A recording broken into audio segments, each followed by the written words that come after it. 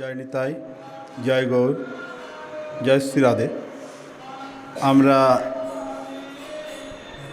আজ এক মাস ব্যাপী শ্রবণ করে আসছি শ্রী শ্রী একটু কম করব শ্রীল সনাতন গোস্বামী প্রভুপাদের বিরচিত শ্রী বৃহৎ ভাগবতামৃত, অতি সিদ্ধান্তপূর্ণ গ্রন্থ। আমরা শ্রী শ্রী মদন গোপালের কৃপায় এবং শ্রী শ্রী রাধা মদন গোপালের সম্মুখে আমরা নিত্যপ্রতি শ্রবণ করে আসছি এবং শ্রী শ্রী মদন গোপালের কৃপায় আমরা তা সময় মতন পাঠের বিরামও দিতে পেরেছি। তদ্য আমরা শ্রবণ করব প্রথম খণ্ডের বিষয়বস্তু। দ্বিতীয় খণ্ডে সারাংশ হচ্ছে কি, যে যেখানেই যাক না কেন তাতে সে মুক্তিলোক প্রাপ্ত হোক, যত যত ভূস্বর্গাদি আছে সেখানেও গিয়ে শান্তি নেই, পূর্ণ আনন্দ পূর্ণভাবে প্রভুকে পেতে হলে কি করতে হবে না, এই ব্রজের ভাবধারাতে ভজন করতে হবে। তাতে যে কোনোভাবেই হোক, দাস্য, সখ্য, বাৎসল্য এবং মধুর, যে ভাবটা যার মধ্যে থাকে, গোবিন্দকে সেই প্রকারে উপাসনা করলে পর প্রভুকে অনায়াসে পাওয়া যায়। এর মানে এই নয় তাকে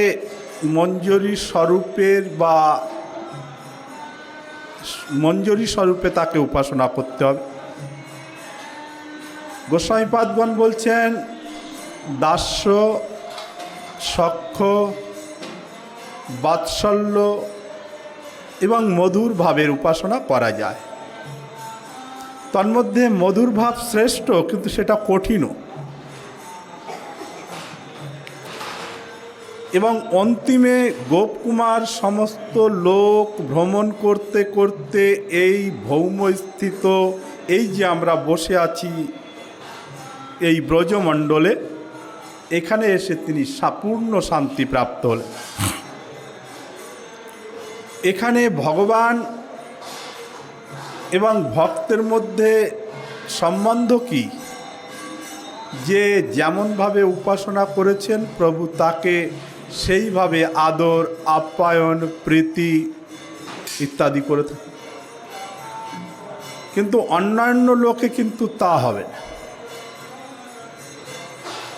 শ্রী গোপকুমার তিনি সাক্ষাৎ প্রমাণ যে এই ভৌমস্থিত বৃন্দাবন হচ্ছে সর্বশ্রেষ্ঠ। এখানে ভগবান শ্রীগোবিন্দ অপ্রকট লীলায়, অর্থাৎ এখন যেমন অপ্রকট লীলা বলা হয়, এই অপ্রকট লীলাতে তিনি কোথাও যান, প্রকট লীলাতে যান। দ্বিতীয় খণ্ডের সারাংশ হচ্ছে এটাই। আর প্রথম খণ্ডের সারাংশ হচ্ছে কি, নিজেকে সব থেকে দীনহীন, কাঙাল, ভজন বিমুখ বলে মনে করতে হবে। উত্তম হয়া আপনারে মানে ত্রিনাধম, উত্তম কোটির ভক্ত হতে হবে। তথাপি সে কি মনে করবে, না আমি বড় হীনজন, আমার ভজন নেই, সাধন নেই, অথচ ভজন সাধন সবই আছে সর্বোপরি। তথাপি মনের মধ্যে দীনতা থাকবে। এটা হচ্ছে প্রথম খণ্ডের সম্পূর্ণ সিদ্ধান্ত, যে বৈষ্ণব নিরভিমানী হবে, নিরহংকারী হবে, দীনতা থাকবে, এটাই প্রতিপাদন করেছে। তা আমরা সংক্ষেপে, যেটা 1-2 মাসেও শেষ করা যায় না, সেটা আমরা এই মিনিট 40 মধ্যে আমরা তা শ্রবণ করব। আর শ্রীমদ্ ভাগবতের সারাংশ হচ্ছে বৃহৎ ভাগবতামৃত। কেননা পরীক্ষিত মহারাজ শুকমুনির থেকে সম্পূর্ণ ভাগবত সপ্তাহ শ্রবণ করার পরে তার মা দেবী উত্তরাকে শ্রবণ করিয়েছিলেন ভাগবতকে মন্থন করে। অত শ্রীমদ্ ভাগবতের সারাংশ কথাগুলি বা সিদ্ধান্তগুলিকে বলেছেন এই শ্রী বৃহৎ ভাগবতামৃত সনাতন গোস্বামীপাদ। কালে কালে পরীক্ষিত মহারাজ, দেবী উত্তরা তারা ভগবত লোকে গমন করলে পর পরীক্ষিত মহারাজের পুত্র জনমেজয়, তিনিও পরীক্ষিত মহারাজের মতনই পরম ধার্মিক রাজা ছিলেন। এত রাজকার্যের মধ্যে থেকেও জনমেজয় মহারাজ নিত্য প্রতি হরিকথা শ্রবণ করতেন। যেমন সর্পেষ্টি যজ্ঞ বন্ধ হয়ে গেলে পর তিনি সম্পূর্ণ মহাভারত ঋষি বৈশম্পায়ন মুনির থেকে শ্রবণ করেছিলেন। তারপরে তিনি শুনতে চাইলেন, আমার পিতামহ, আমার পিতা পরীক্ষিত মহারাজ, আমার মাতামহী অর্থাৎ ঠাকুমা,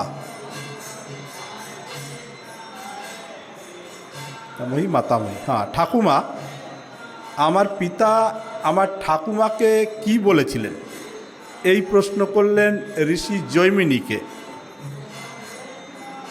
তখন ঋষি জৈমিনী পরীক্ষিত মহারাজের পুত্র মহারাজ জনমেজয়কে এই বৃহৎ ভাগবতামৃত বর্ণন করে শ্রবণ করেন। আমরা সনাতন গোস্বামী পাদের থেকে কৃপা করে তিনি লিপিবদ্ধ করেছেন, আমরা তা থেকে শ্রবণ করছি।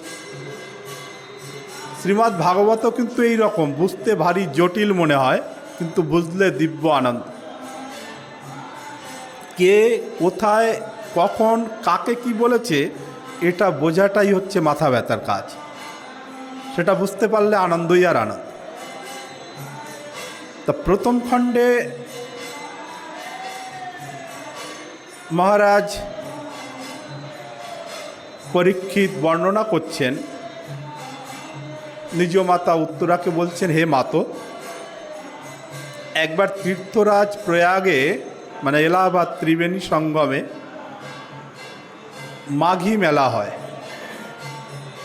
সেই মাঘী মেলা এখনও হয়ে চলেছে, সত্যযুগ থেকে নিয়ে এখনো পর্যন্ত চলছে। বিশাল বড় মেলা, কুম্ভ মেলার মতনই বৃহৎ বলা যায়।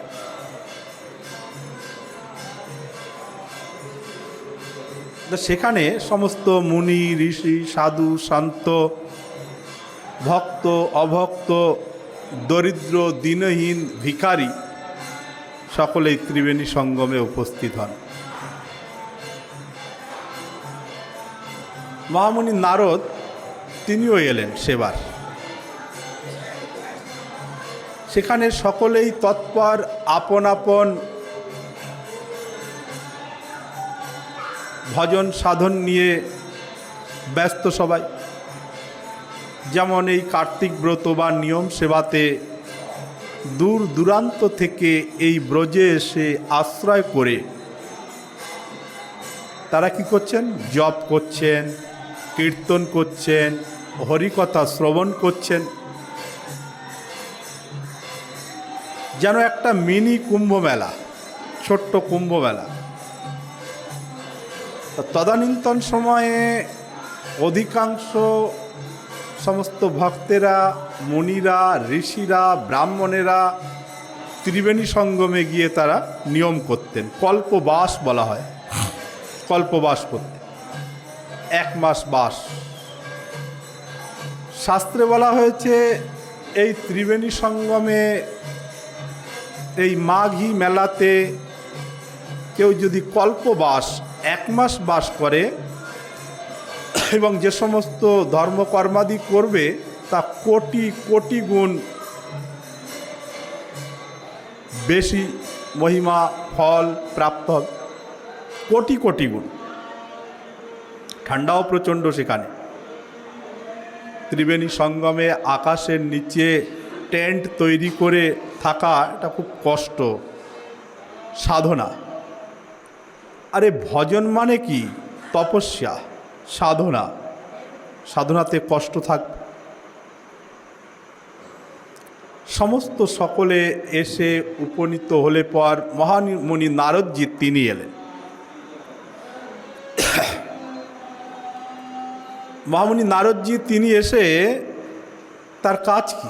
কিছু না কিছু সুন্দর একটা বিষয়বস্তু বের করবে।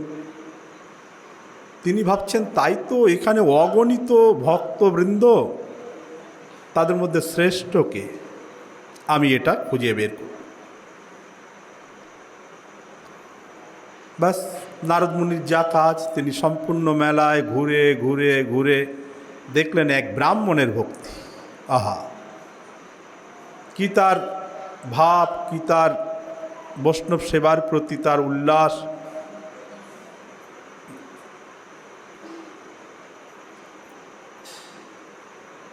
দেখে তিনি অবাক হয়ে গেলেন।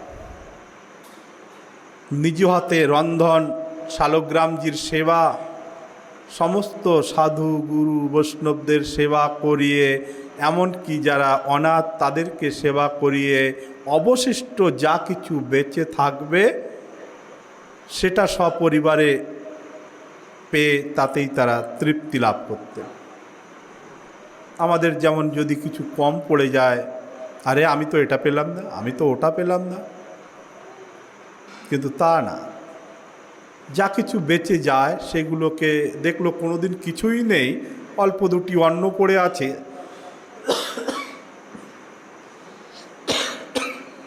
সেটাকে মাধুকরীর মতো একসাথে মিলিয়ে সপরিবারে সেবা করতে, মঙ্গলা আরতি ইত্যাদি ইত্যাদি।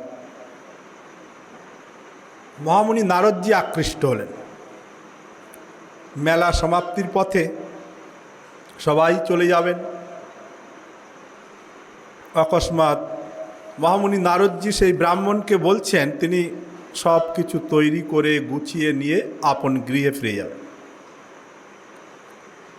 মহামুনি নারদজি বললেন, নৃত্য করতে করতে আনন্দের সাথে ব্রাহ্মণকে বলছেন, হে ব্রাহ্মণ দেবতা,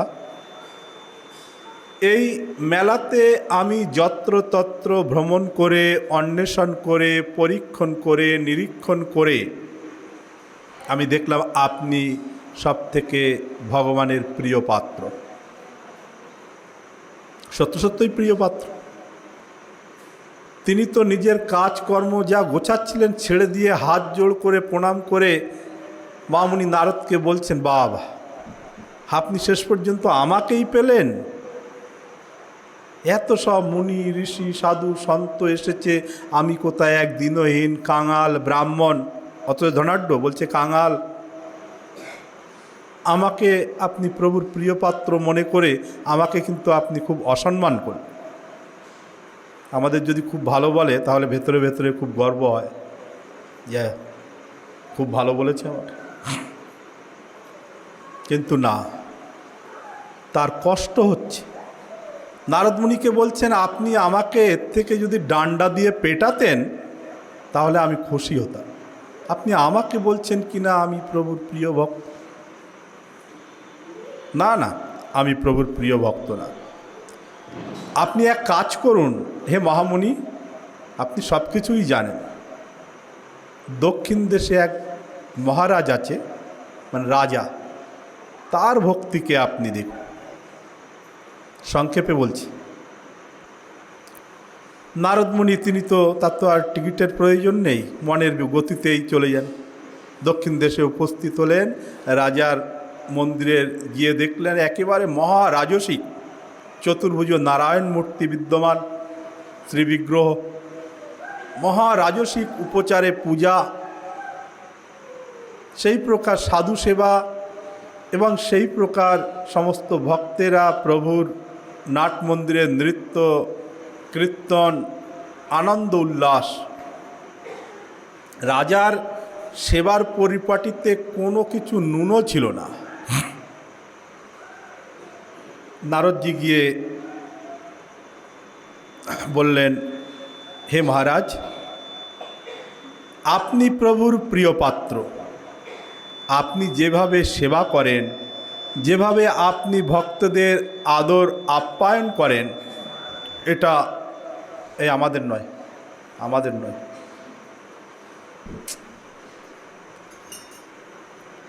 এটা আর কারোর মধ্যে দেখা যায় না। সুতরাং আপনি প্রভুর প্রিয় পাত্র। রাজা তো একেবারে বলছেন, আরে মহামুনি নারদজি, আপনি কি বলছেন? আমি প্রভুর প্রিয় পাত্র, আমি অধম ক্ষত্রিয় নরাধম রাজা, আমার মধ্যে কত অভিমান রয়েছে, কত মান রয়েছে, আমি প্রভুর প্রিয় পাত্র কি করে? আপনি এটা সম্পূর্ণ ভুল বললেন। আপনি যদি দেখতে চান ভাগ্য কাকে বলে, প্রভুর প্রিয় পাত্র কে, বলছেন স্বর্গের দেবরাজ ইন্দ্র। কেন বলছেন? কেন আবার? দেবরাজ ইন্দ্র সাক্ষাতে শ্রী বামন দেবের, সাক্ষাৎ বিষ্ণুর অর্চনা করছে, পূজা করছে। আরে আমি তো কোনোদিন প্রভুকে দেখতেই পেলাম না, হৃদয়েও ধারণা করতে পারলাম না, আমি তো এই শ্রীবিগ্রহের সেবা করি।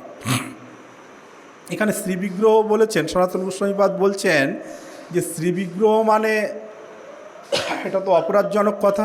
বলছেন না, এটা দৈন্য উক্তি, দীনতার সাথে বলছে। বিগ্রহ নহ তুমি সাক্ষাৎ ব্রজেন্দ্র নন্দন, এটা দৈন্য উক্তি। এখানে হনুমানজিও বিগ্রহ বলবেন, কিন্তু এটা দৈন্য উক্তি। তিনি শ্রেষ্ঠ। মর্ত থেকে, দক্ষিণ ভারত মানে মর্ত স্থিত, তিনি দক্ষিণ ভারত থেকে সোজা চলে গেলেন স্বর্গে। দূর থেকে দেখছেন সত্য সত্যই দেবরাজ ইন্দ্র, ভগবান বামন দেব সাক্ষাৎ বিষ্ণু তাকে অর্চনা করছে, পূজা করছে। ভগবান পূজা উপহার আদি গ্রহণ করার পর তিনি অন্তর্হিত হয়ে গেলেন। মহামুনি নারদ দেবরাজ ইন্দ্রকে বলছেন, আপনি প্রভুর অধিক অধিক প্রিয় পাত্র। কেন? হে মহামুনি, আজকে আপনি কি উল্টা সিধা বলছেন, কিছু বুঝতে পারছি না তো। বলছেন, আরে উল্টা সিধার কি আছে? তুমি ভগবান শ্রীকৃষ্ণের প্রিয় পাত্র, ভগবানের প্রিয় পাত্র। সুতরাং এতে কি আর উল্টা বলার আছে? আমি তো ঠিকই বলছি। বলছেন, না না, এ তো আমার পিতামাতার দয়াতে, আমার কোনো শক্তি সামর্থ্য নেই, ভক্তি নেই যে আমি ভগবান বিষ্ণুকে সাক্ষাতে সেবা করতে পারি। এ তো আমার পিতা মাতার কৃপায় ভগবান বামনদেব আমাদের কার্যসিদ্ধি করার জন্য প্রকট হয়েছিলেন। তার কৃপায়, আমার পিতামাতার কৃপায় উনি আমাদের থেকে একটু সেবা গ্রহণ করেন। এতে আমার কোনো ব্যক্তিত্ব নেই, আমার কোনো কৃতিত্ব নেই, আমার কোনো শক্তি নেই।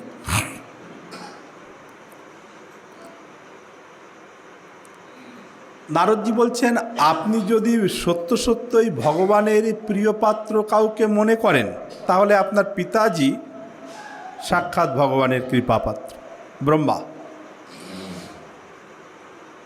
তিনি স্বর্গ ত্যাগ করে নারায়ণ নারায়ণ করতে করতে পৌঁছালেন সত্যলোকে ব্রহ্মাজির কাছে। ব্রহ্মাজিকে গিয়ে স্তব স্তুতি করছে। ব্রহ্মাজি বললেন, কিরে বৎস, আজ এত আমার প্রশংসা কি কারণ? তোমার তো কিছু না কিছু কারণ লুকিয়েই থাকে। বলছেন, না হে পিতৃদেব, হে আদিকবি ব্রহ্মণ্যদেব, আমি বিচার করে দেখলাম আপনি প্রভুর প্রিয় পাত্র। শুধু প্রিয় পাত্র নন, আপনি সাক্ষাৎ ভগবান। ব্রহ্মাজির একটু রাগ হল। তিনি কানে আঙুল দিয়ে বলছেন, আরে বৎস নারদ, আমি তোমাকে কতবার বলেছি যে আমি ভগবান নই, আমি দাস, আমি দাস। দুবার বল, আমি দাস। তুমি এই কথা বলে অপরাধী করো না আমায়। তোমাকে কতবার আমি বলেছি যে ভগবান তিনি কৃপা করে আমার দ্বারা এই সমস্ত সৃষ্টি তত্ত্বকে তিনি করিয়ে নেন। আমার কোনো শক্তি নেই, আমার কোনো সামর্থ্য নেই।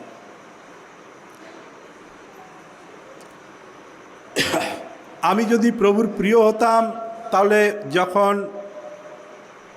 ভগবান নৃসিংহ মূর্তি ধারণ করেছিলেন, আমাকে সর্বসমক্ষে সেখানে সমস্ত দেবতারা, ঋষিরা, মুনিরা, যক্ষগণ, রক্ষগণ, মহরগগণ, উরগগণ, কিন্নরগণ ইত্যাদি ইত্যাদি, তাদের সম্মুখে আমাকে প্রভু ফটকার লাগিয়ে, ডাঁট লাগিয়ে বলেছিলেন, তুমি আর এই প্রকার কাউকে বর দেবে না।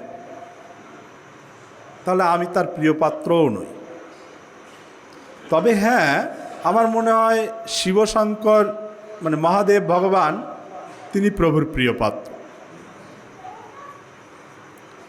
ব্রহ্মাজিকে দণ্ডবত প্রণাম করে নারদজি চললেন শিবলোকে। শিবলোকে গেলে ভগবান শিবের প্রশংসায় পঞ্চমুখ হলেন। ভগবান শিব তিনি বলছেন, হে নারদ, তুমি আমাকে বলছো আমি শ্রীকৃষ্ণের প্রিয় পাত্র, এটা সম্ভব? এখানে যে শিবের কথা বলা হচ্ছে, এই শিব তিনি হচ্ছেন শ্বেত দ্বীপের অধিপতি শিব। অনেক তত্ত্বকথা আছে, তার মধ্যে অত কিছু বলা যাবে না। শিব দুই প্রকার। কৈলাসবাসী শিব, তার কর্ম হচ্ছে, প্রভু তার সেবা দিয়েছেন কি, এই পৃথিবীকে বিধ্বংস করা অন্তিমে। এটা তমগুণ সম্পন্ন মহাদেব। এই কৈলাসবাসী মহাদেবের মৃত্যু আছে, কিন্তু শ্বেতদ্বীপের মহাদেবের মৃত্যু হবে না, এবং শ্বেতদ্বীপ গোলকেরই স্থান। সুতরাং ওই শ্বেতদ্বীপের কখনো বিনাশ হয় না। এই যেমন অদ্বৈত প্রভুকে বলা হয় কি, যে সদাশিব এবং বিষ্ণুর অংশ। তাই এই শ্বেতদ্বীপে যে শিব থাকেন, ইনি হচ্ছেন সদাশিব। আর এই যে সদাশিবের যিনি ধর্মপত্নী যে পার্বতী, ইনি হচ্ছেন এই ব্রজের যোগমায়া দেবী। তা কেউ যদি ভগবান সদাশিব এবং মাতা পার্বতীর থেকে মুক্তি চান, তো তারা মুক্তিও দিতে পারেন। মুকুন্দ মুক্তিং দদাতি, মুক্তি একমাত্র শ্রী গোবিন্দই দিতে পারেন। কিন্তু এই যে যোগমায়া দেবী ভগবান শ্রীকৃষ্ণের ভগিনী, যশোদা মাতার থেকে দুটি সন্তান উৎপন্ন হয়, ভগবান শ্রীকৃষ্ণ এবং যোগমায়া দেবী। ভগবানের এই যে বৃন্দাবন লীলা,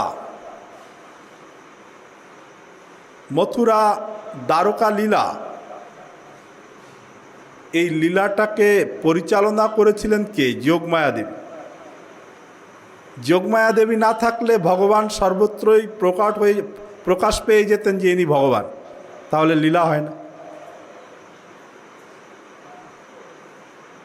তাহলে তো ভগবান লীলা করতে পারবেন না। তিনি আবরণ সৃষ্টি করে গোবিন্দকে সাধারণ মানব রূপেই সকলের সম্মুখে রেখেছিলেন। লীলাতে যা যা করণীয় সব কিছু যোগমায়া দেবীর উপরে ভার অর্পণ করেছিলেন ভগবান।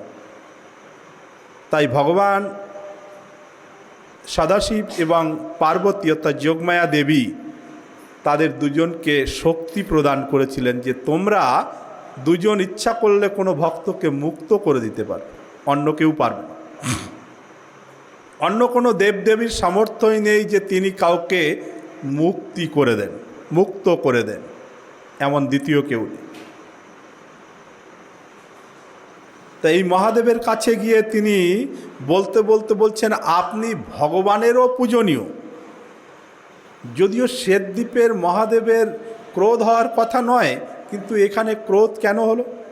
যে না, আমাকে তো নারদ বলতে বলতে তো একেবারে ভগবানের থেকেও উপরে করে দিল।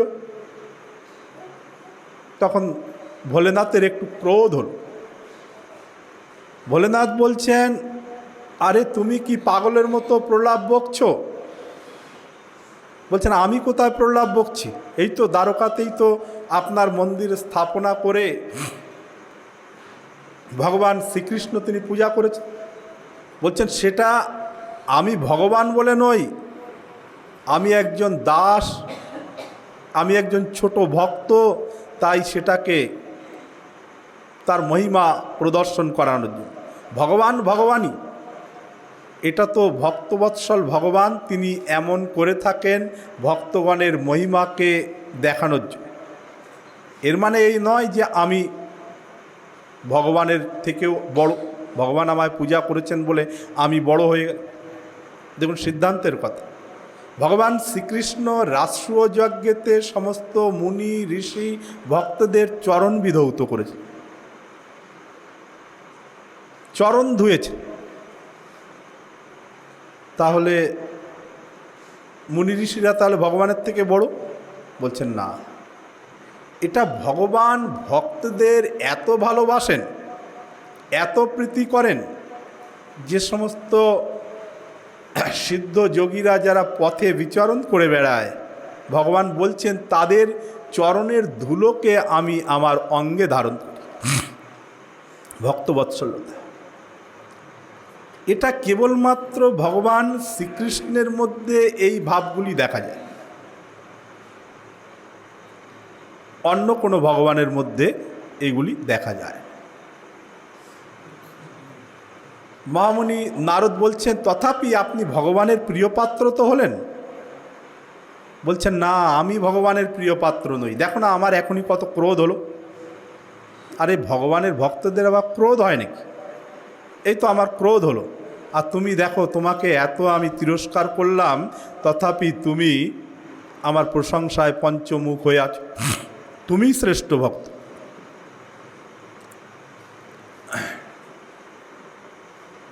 বলতে বলতে তিনি বৈকুণ্ঠবাসীদের কথা বললেন।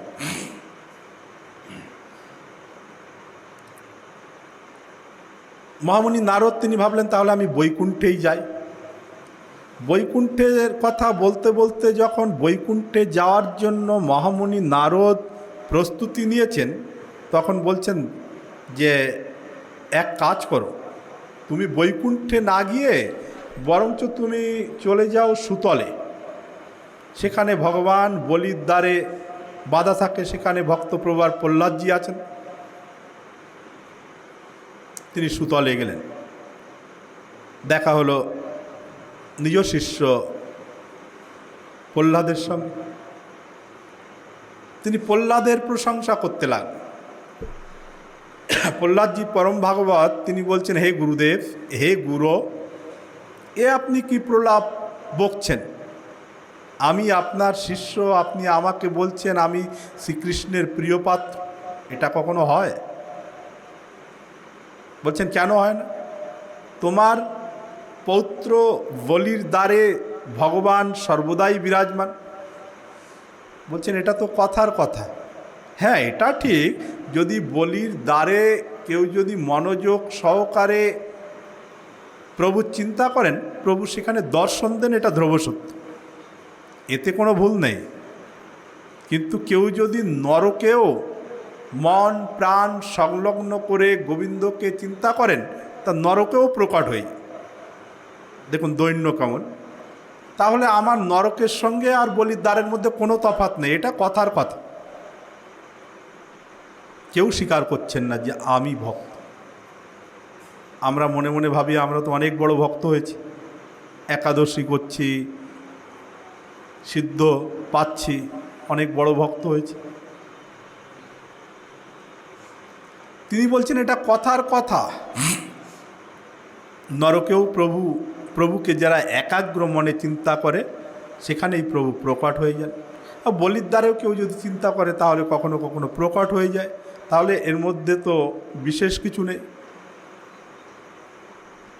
স্বীকার করলেন, উত্তম হয়েও আপনাকে অধম মনে করছে। প্রহ্লাদজি বললেন, আপনি বরঞ্চ যদি প্রকৃত ভক্তই দেখতে চান, প্রভুর প্রিয়পাত্রই দেখতে চান, আপনি কিমপুরুষ বর্ষে গমন করুন, সেখানে শ্রীমান হনুমন্ত লাল আছেন, তার কাছে। তিনি কিমপুরুষ বর্ষে গেলেন। হনুমানজি তিনি ভগবান শ্রীরামের পূজন অর্চন করে একেবারে বীরাসনে বসে আছেন। সমস্ত কিন্নর কিন্নরীগণ তারা রামায়ণ কীর্তন করছে। হনুমানজি তিনি সেই রামায়ণ শ্রবণ করে অশ্রু বিসর্জন করে বক্ষদেশ ভাসাচ্ছেন। মহামুনি নারদ তিনি তো উপর থেকে আসছেন।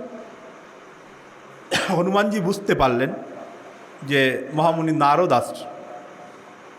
তখন তিনি আনন্দে নৃত্য করতে করতে এক লাফে আকাশে উঠে গেলেন এবং নৃত্য করতে করতে শ্রী নারদজি মহারাজকে আলিঙ্গন দান করলেন। নৃত্য করতে করতে তাকে স্বাগত জানিয়ে অবতরণ করলেন। বসার জন্য আসন আদি দিলেন, তিনি গ্রহণ করলেন না। একটু পরে ভগবান মন্দিরে নিয়ে গেলেন। ভগবান শ্রীরামচন্দ্র মাতা জানকীর শ্রীবিগ্রহদ্বয় বিদ্যমান। মহামুনি নারদজি প্রণাম করলেন।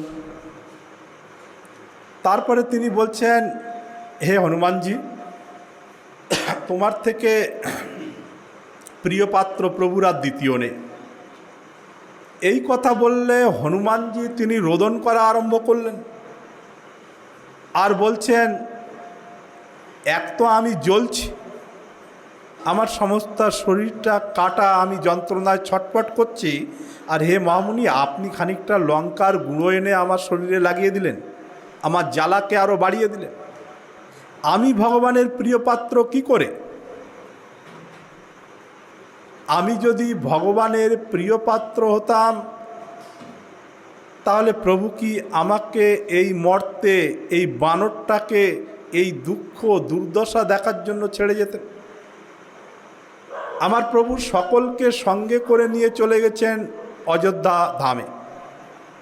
আমি এত অধম, আমি এত পামর যে প্রভু এই বানরটাকে এই পৃথিবীর বুকে ছেড়ে দিয়ে চলে গেল। তাহলে আমি প্রভুর প্রিয় পাত্র বলে আপনি তো আমাকে তিরস্কার করছেন, আমাকে উপহাস করছেন।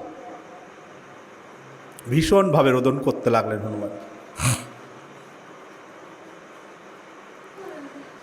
হনুমানজি বলছেন, আপনি যদি সত্য সত্যই সৌভাগ্য দেখতে চান, ভগবানের প্রিয় পাত্র দেখতে চান, তাহলে আপনি মর্তে যান।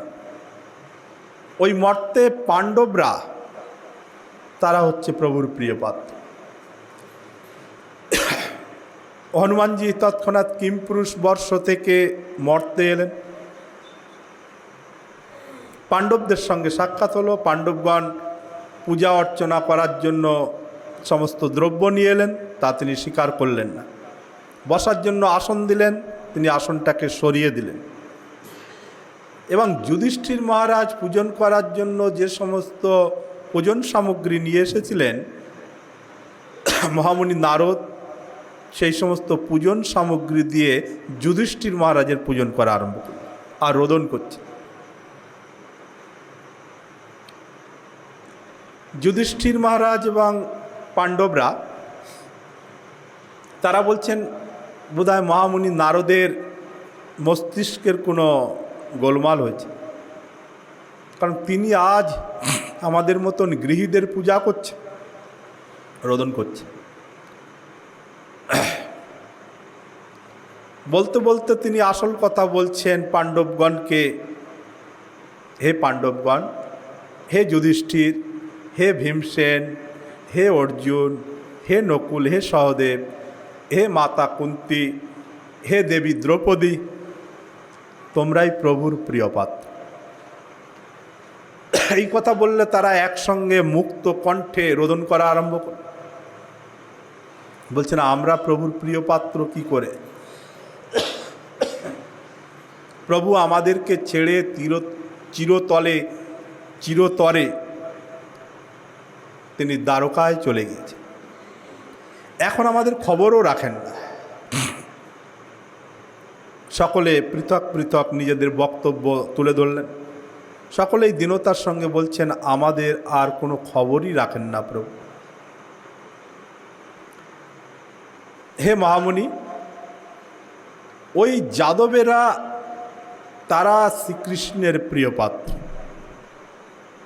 কারণ তারা শয়নে স্বপনে সাক্ষাতে সর্বদাই সেই পরব্রহ্মস্বরূপ শ্রীকৃষ্ণের সান্নিধ্যত্ব লাভ করে, সঙ্গ লাভ করে। যাদবরা শ্রেষ্ঠ। হস্তিনাপুর ছেড়ে তিনি চলে গেলেন, হস্তিনাপুর ছেড়ে তিনি চলে গেলেন দ্বারকাতে। দ্বারকাতে গিয়ে সেই সুধর্মা সভাকে দূর থেকে দেখে তিনি সাষ্টাঙ্গে দণ্ডবাদ প্রণাম করে লুটোপুটি খাচ্ছেন।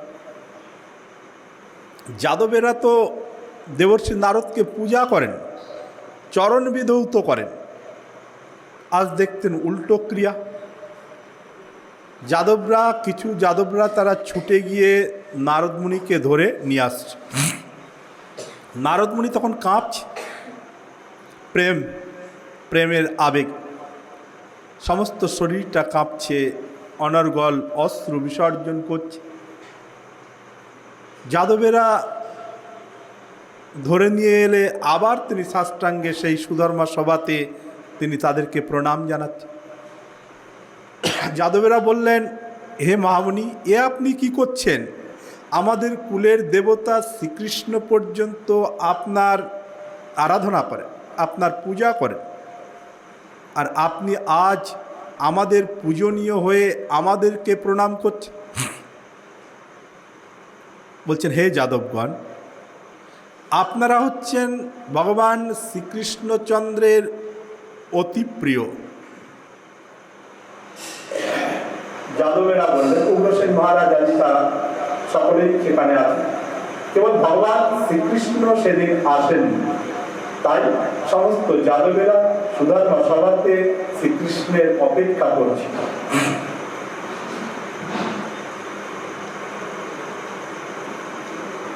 যাদবেরা বললেন, হে মহামুনি, আপনি ঠিকই বলেছিলেন যে আমরা ভগবান শ্রীকৃষ্ণের প্রিয় পাত্র, কিন্তু আমাদের মধ্যে উদ্ধব আছে।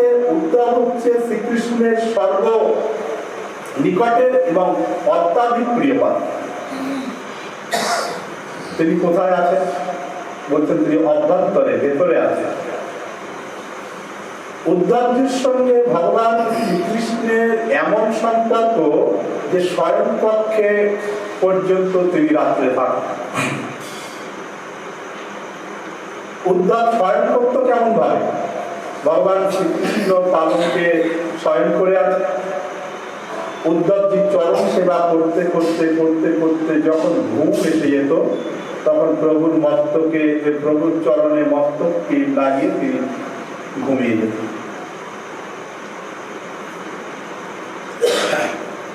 কিন্তু কেবল ওই দিন ভগবান শ্রীকৃষ্ণচন্দ্র ব্রজের রাধারানীর কথা, তার সখীদের কথা চিন্তা করে তিনি মহা ভাবদশায় হয়েছিলেন।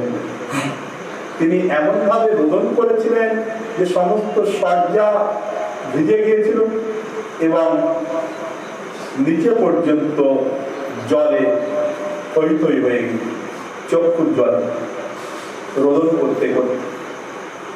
ওই দিন উদ্ধবকে বললেন, হে উদ্ধব, তুমি বহির্ভাগে অবস্থান করো।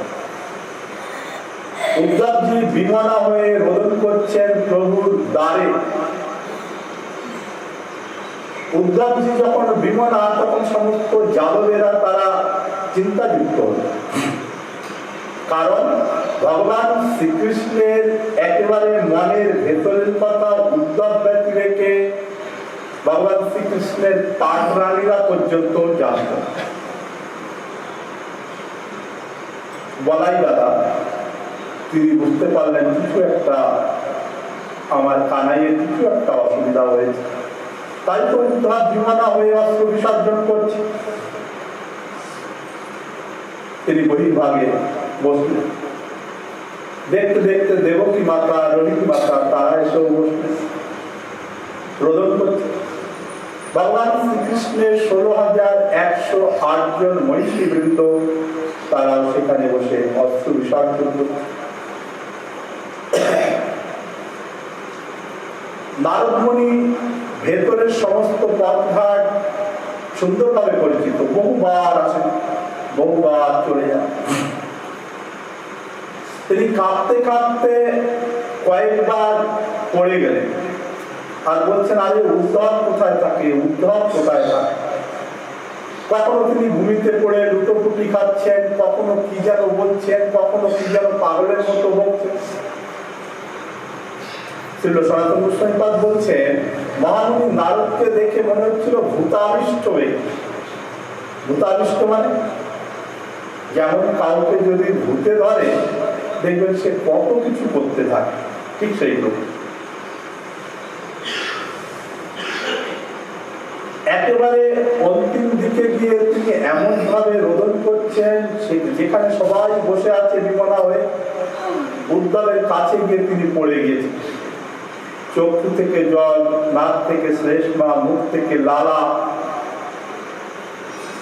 সঙ্গে সঙ্গে বলদেব ইঙ্গিত করলেন, অন্যান্য সকলে ধরে তাকে শাস্ত্র সম্পাদন করতে লাগলেন। চোখে মুখে জলের সিঞ্চন দ্বারা চেতনা ফিরে এসছে, তথাপি দেখতে পাচ্ছে উদ্ধব সম্মুখে বসে আছে। তথাপি বলছে, আমি কি সেই মহাত্মা উদ্ধবের সঙ্গে একটু দেখা করতে পারবো? আমার সেই উদ্ধব কোথায়? আমি উদ্ধবের সঙ্গে একটু দেখা করতে চাই। উদ্ধব রোদন করছিলেন, তিনি দেখলেন মহামুনি নারদ তিনি আবার খোঁজ করছেন। তৎক্ষণাৎ উদ্ধবজি উঠে মহামুনি নারদকে প্রণাম করতে গেলে পর নারদমুনি তাকে জোর করে আঁকড়ে নিজের বক্ষে ধারণ করলেন আর বলছেন, হে উদ্ধবজি, তোমার থেকে প্রিয় পাত্র ভগবানের আর দ্বিতীয় কেউ নেই। এই কথা বললে উদ্ধবজি তাকে বসার জন্য নিজের পাশে বসালেন। উদ্ধবজি বললেন, হে মহামুনি, আপনি এটা ঠিকই বলেছেন যে আমি প্রভুর প্রিয় পাত্র, এই অভিমান আমার মধ্যে ছিল। কিন্তু প্রভু যখন আমায় ব্রজে প্রেরণ করলেন, আমি সেই ব্রজবাসীদের, ব্রজ গোপীদের, শ্রীমতী রাধারানী জীবের শ্রীকৃষ্ণের প্রতি তাদের যে প্রেম, সেই প্রেমের কোনো উপমা হয় না।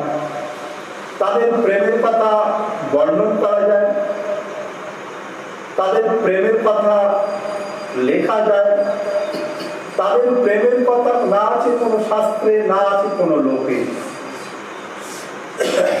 সুতরাং আমি ভাবতাম আমি প্রভুর সব থেকে প্রিয় পাত্র, কিন্তু গোপীদের সেই প্রেম, ভক্তি, তাদের ভাব ভাব দেখে আমি বুঝতে পারলাম কোথায় আমি আর কোথায় সেই ব্রজের ভগবান শ্রীকৃষ্ণের নিত্য প্রেয়সী, নিত্য সিদ্ধা সেই সখীগণ, তাদের চরণের একটু কণাকেও আমি প্রাপ্ত হতে পারি না। আমি আকাঙ্ক্ষা।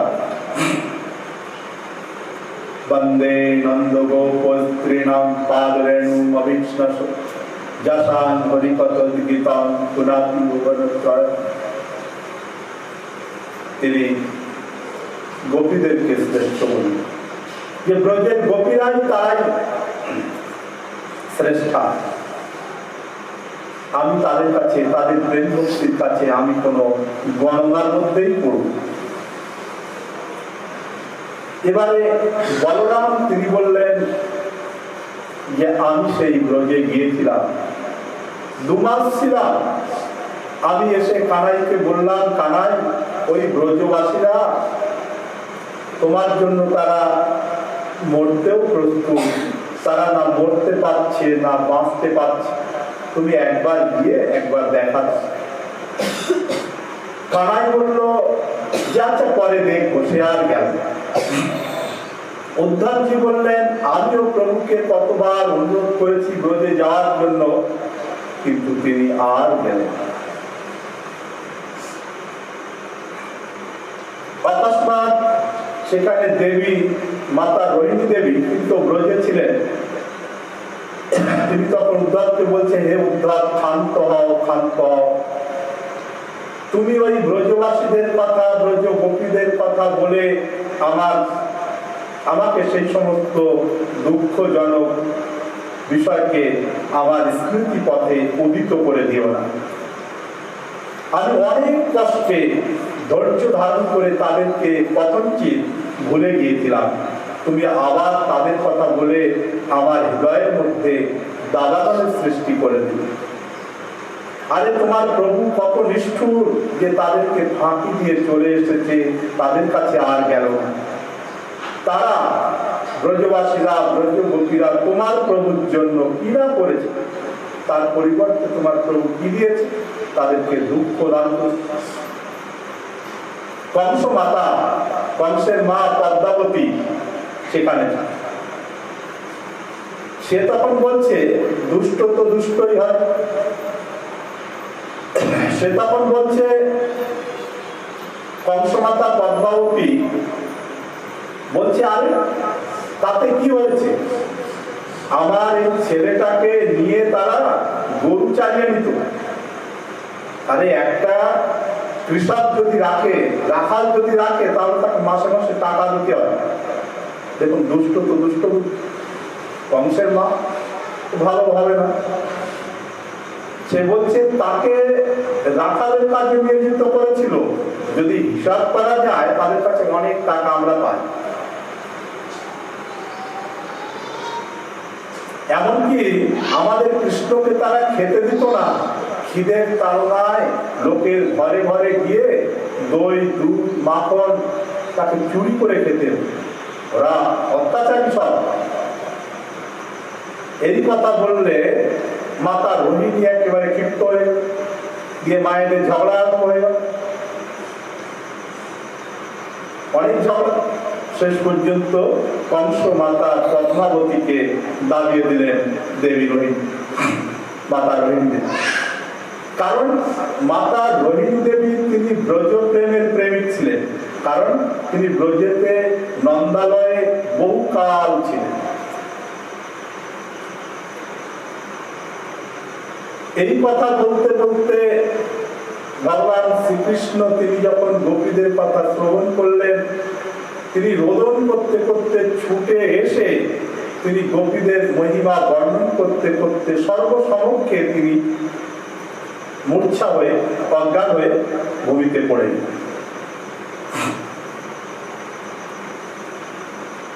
ভগবান শ্রীকৃষ্ণ যখন ভূমিতে পড়ে অজ্ঞান হয়ে গেলেন, সমস্ত সকলেই সেখানে মুক্ত কণ্ঠে রোদন করতে লাগল।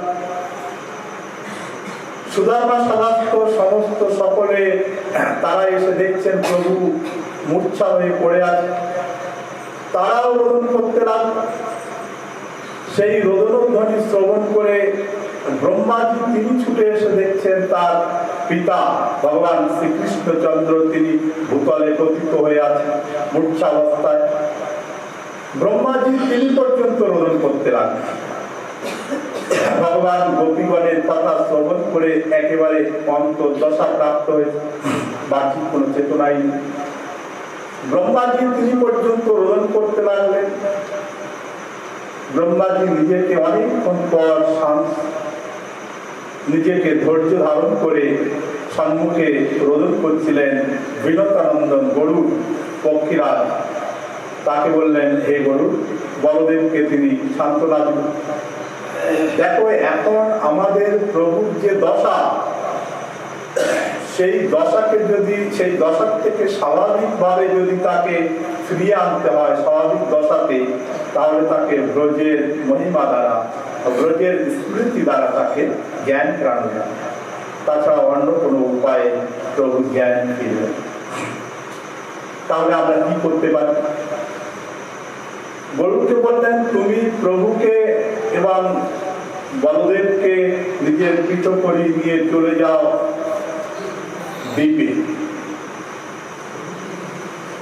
তুমি সেই দ্বীপে নিয়ে গেলে সেখানে ভগবান রৈবতাপ পর্বত, মানে দ্বীপ বিশেষ,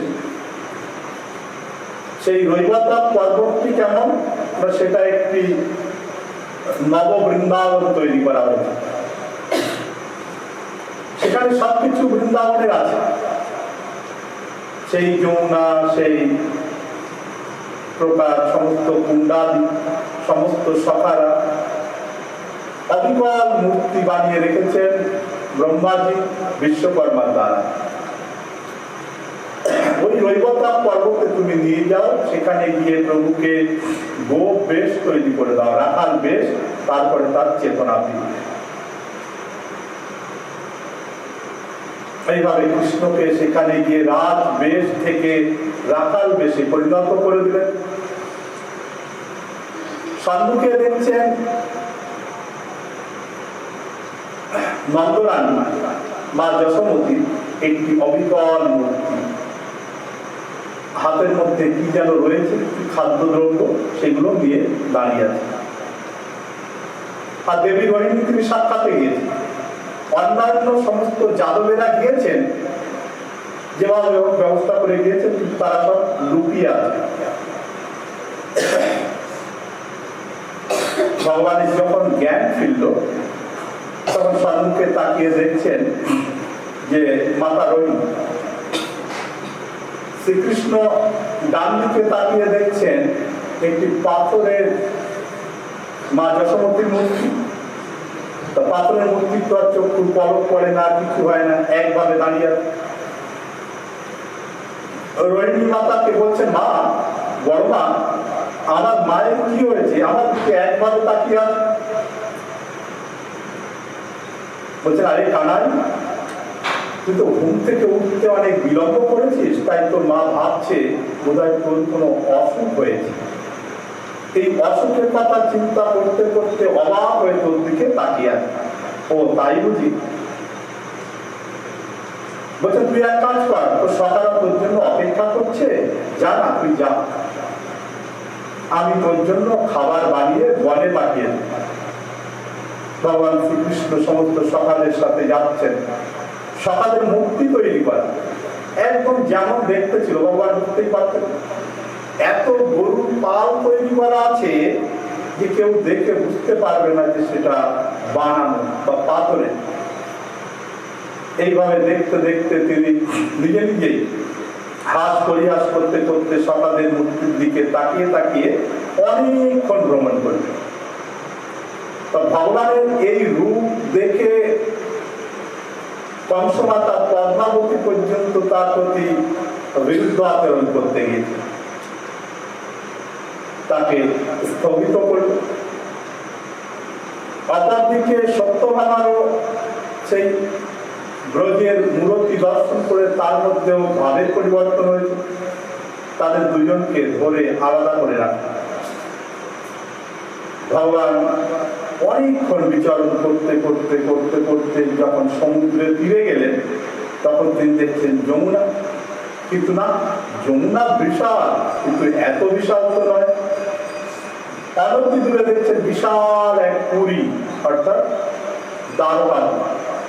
ভগবান তখন সন্দেহ হল যে এটা আমার বৃন্দাবনের যমুনা নয়, এত বড় দিব্য প্রাসাদ তো বৃন্দাবনে নেই। তখন তিনি কিছু বুঝতে পারছেন না। ভগবান তখন রোদন করছেন, কে কি হলো, কে আমি কোথা থেকে এসেছি। তখন বলদেব এসে জড়িয়ে ধরে বলছেন, হে ভগবান, তুমি তোমার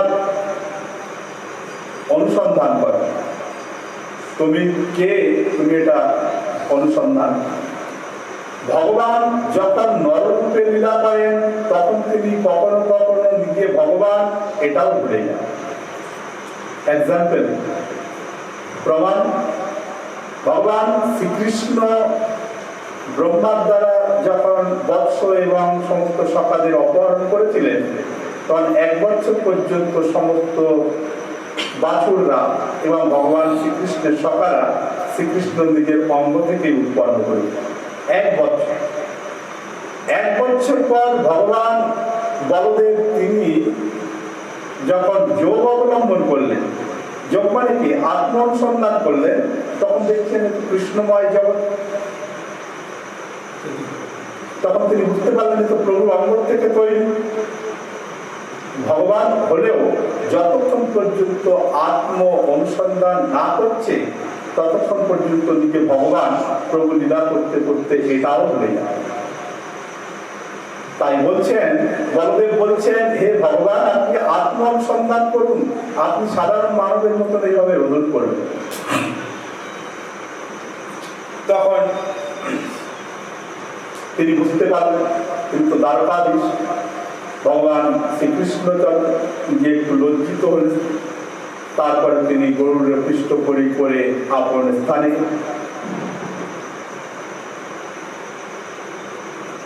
সমস্ত মহিষীগণের হিংসা হতো যে ভগবান শ্রীকৃষ্ণ তিনি আমরা এত সেবা করি, যত্ন করি, কিন্তু আমাদের প্রতি এত আকৃষ্ট নয়, ব্রজের গোয়ালিনীদের প্রতি এমন কেন?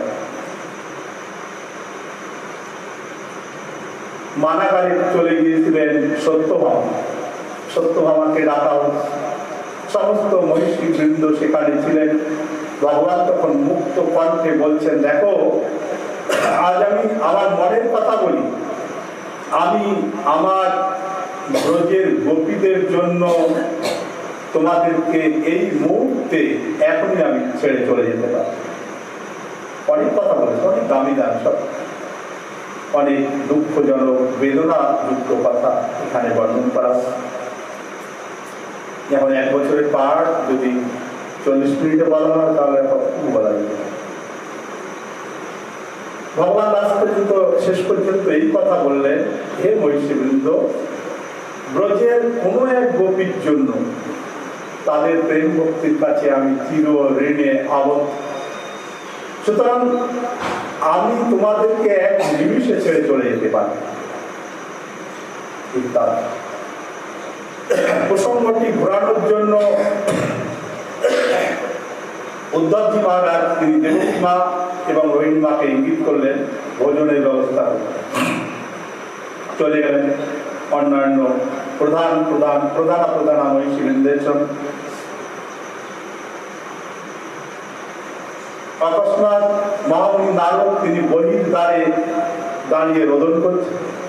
বলদেব বললেন, হে ভগবান, তোমার প্রিয় ভক্ত নারদ বাইরে অপেক্ষা করছে। ভগবান শ্রীকৃষ্ণ তো একেবারে লটপট অবস্থা, বর্ণনা করা যায়। গোপীদের কথা বলতে বলতে নিজের সমস্ত শরীরটাই অশ্রু জলে ভিজিয়ে ফেলেছে।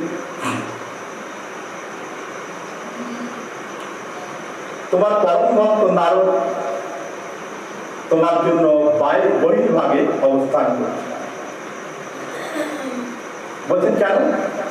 মহামুনি নারদকে কেউ কি পদরুদ্ধ করেছে? না, সে কি চেনে না। বলছে না প্রভু, সে নিজেকে দোষী মনে করছে। কেন? তাকে ডেকে নিয়েছে। তো ভগবান শ্রীকৃষ্ণ নিজেই উঠলেন, উঠে দেবর্ষী নারদকে নিজে জড়িয়ে ধরে এনে ভেতরে নিয়ে মহামুনি নারদ তিনি কম্পমান হচ্ছেন, কাঁদছেন আর রোদন করছেন আর বলছেন, প্রভু, আপনার যে দশা আমি দেখলাম এর জন্য আমি দায়ী। বলছেন না, এটা আমার ইচ্ছাতেই হয়েছে। আমি বহুকাল যাবৎ সেই গোপীদের ব্যথা বেদনা বিরহ আমি একাই অনুভব করতাম। আজ তুমি সেটাকে তুলে ধরে আমার মনের খানিকটা দুঃখ, খানিকটা জ্বালা তুমি অনেক কম করে দিয়েছ।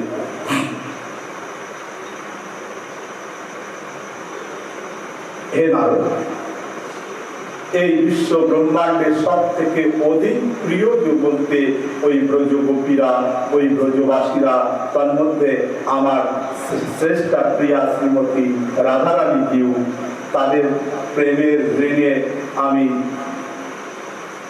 আবদ্ধ। মহামুনি নারদকে প্রসাদ পাওয়ানোর ব্যবস্থা করলেন।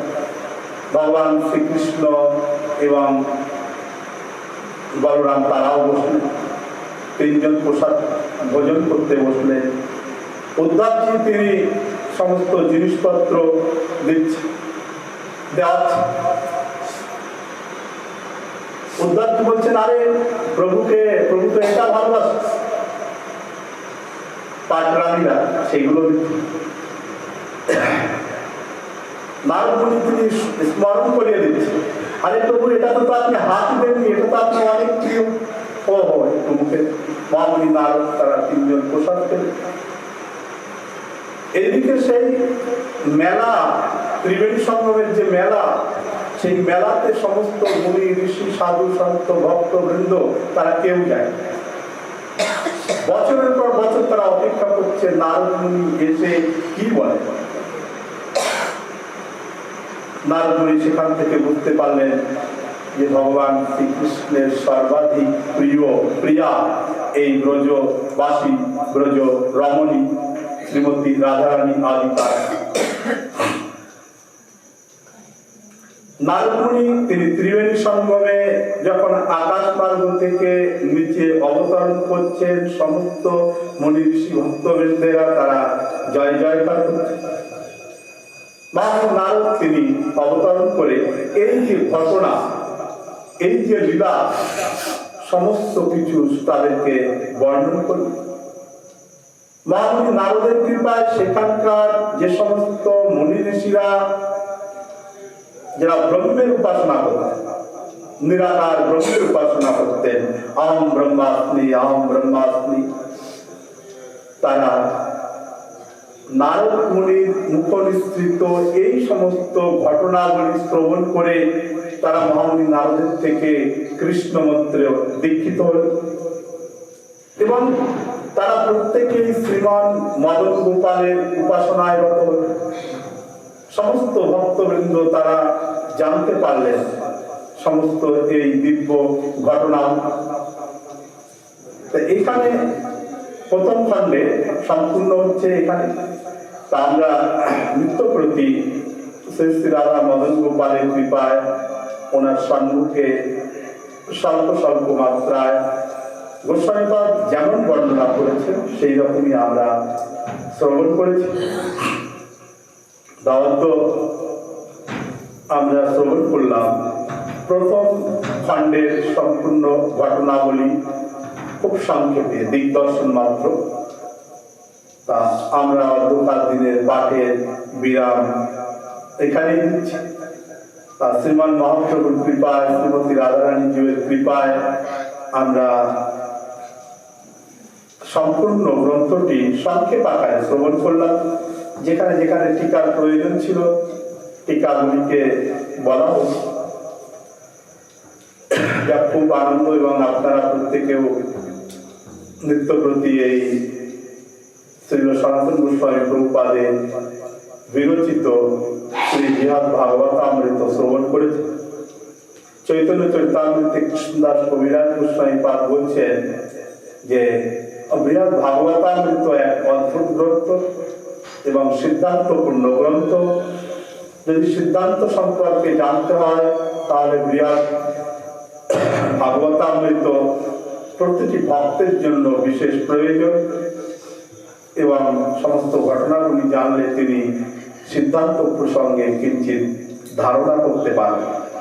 তা আমরা শ্রীমান মদন গোপালের কৃপায় নিত্য প্রতি কিঞ্চিত কিঞ্চিত মাত্রায় শ্রবণ করে পাঠের বিরাম দিচ্ছি। ভুল ত্রুটি সমস্ত শ্রোতাদের নিকট আমার প্রার্থনা, ভুল ত্রুটি থাকলে জীবনে ক্ষমা করে নেবেন। অন্ধকার দিনের কথার বিরাম এখানেই দিলাম। জয় জয় শ্রী রাধে নিতাই গৌর সীতানাথ প্রেমানন্দে হরি হরি বল। শ্রী শ্রী গিরিরাজ মহারাজ কি জয়। শ্রীমদ্ ভাগবত মহাপুরাণ কি জয়।